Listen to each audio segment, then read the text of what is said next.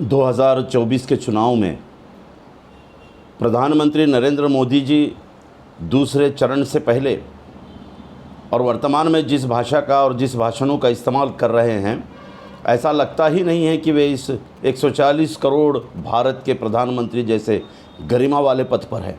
वे इस तरह बात कर रहे हैं जैसे हिंदुओं के एकमात्र नेता हैं और तमाम हिंदू उनकी एक आवाज़ पर इकट्ठा आ जाएंगे, हिंदू वही करेंगे जो वो कहेंगे।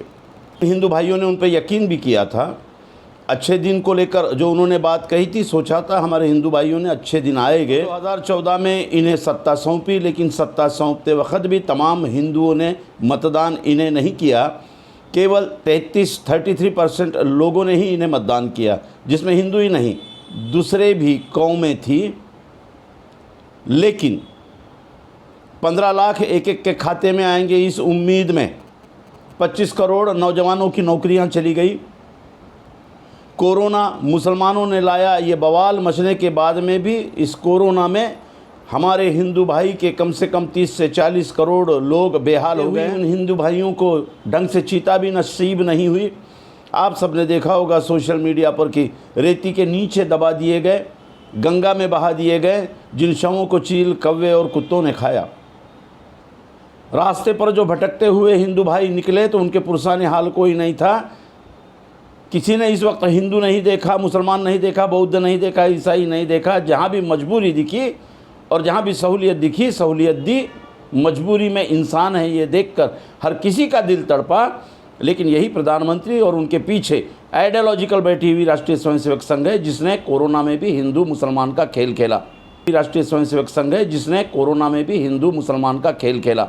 इसलिए कुछ बौखलाए हुए अमित शाह जी, कुछ बौखलाए हुए प्रधानमंत्री नरेंद्र मोदी जी मुसलमानों के बारे में ऐसी बातें कह रहे हैं जो किसी भी प्रधानमंत्री ने अभी तक नहीं की, और आने वाले किसी प्रधानमंत्री के मुंह से हम ऐसी बातें शायद नहीं सुनेंगे। तमाम दुनिया और भारत के लोग प्रधानमंत्री के मुंह से ये सुनना चाह रहे थे कि इस देश के महिलाओं के बारे में, इस देश के 30 से 35 करोड़ युवाओं के जो IIT जैसे क्षेत्र में भी नौकरियां नहीं पा रहे हैं। केंद्र में 30 लाख मंजूर पदें 2014 से अभी तक भरी नहीं गई, उस पर कुछ बोलेंगे प्रधानमंत्री। लेकिन प्रधानमंत्री मुसलमानों पर बोल रहे हैं। कौन मुसलमान? जो भारत का नागरिक है। ये प्रधानमंत्री हैं जो देश के नागरिकों को नागरिक करके देखना ही नहीं चाहते। भारत का नागरिक मुसलमान, उसे नागरिक करके देखना नहीं चाहते, वो मुसलमान कह के, और इस देश के है ही नहीं। इस तरह से कुछ छुपी हुई नहीं तो बिल्कुल खुले एजेंडे की तहत वे बात कर रहे हैं।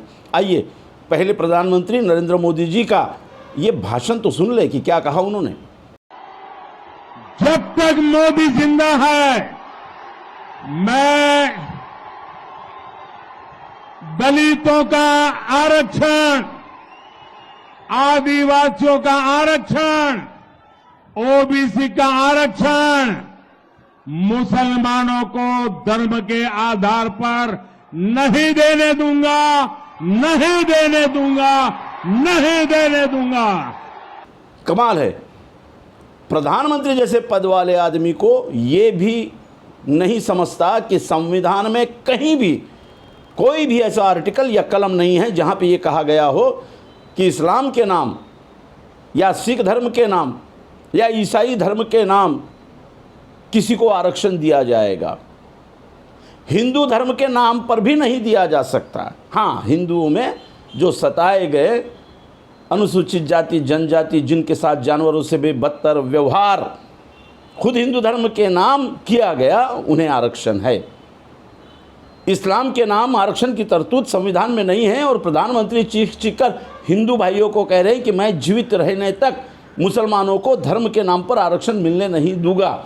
इससे बड़ा झूठ और क्या हो सकता है? एक प्रधानमंत्री की पद की गरिमा पर बने रहने वाले आदमी की ये झूठ बयानबाजी।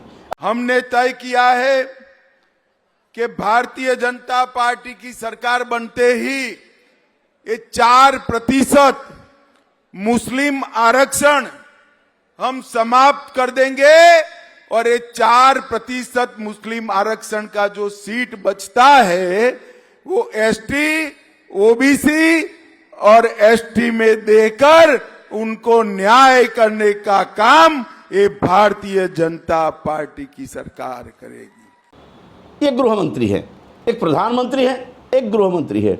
दोनों के लाइन ऑफ एक्शन यही है कि वे हिंदुओं के एकमात्र नेता है कि वे कह देंगे और हिंदू आंख बंद कर मान लेंगे। नहीं, इन्हें सही रास्ते पे मेरे हिंदू भाई ही लाएंगे। नरेंद्र मोदी के बाद अमित शाह कह रहे हैं कि मैं मुसलमानों को दिया हुआ 4% आरक्षण SC NT विजय को बांट दूंगा। यानी वे अपने एजेंडे के लिए SC NT विजय को खुश करना चाहते हैं। किस बुनियाद पर? मुसलमानों से दुश्मनी करने के बुनियाद पर कि मुसलमानों को जो रिजर्वेशन दिया गया है वो मैं छीन लूँगा, जबकि इस रिजर्वेशन का SC NT विजय या OBC से कोई संबंध नहीं है, बिल्कुल संबंध नहीं है। ये जो रिजर्वेशन है ये आर्थिक, सामाजिक, शैक्षणिक पिछड़ेपन पर है, जिसकी खुद गारंटी आरक्षण की ऐसे क्षेत्र में पिछड़े हुए लोगों को देने की संविधान खुद देता है।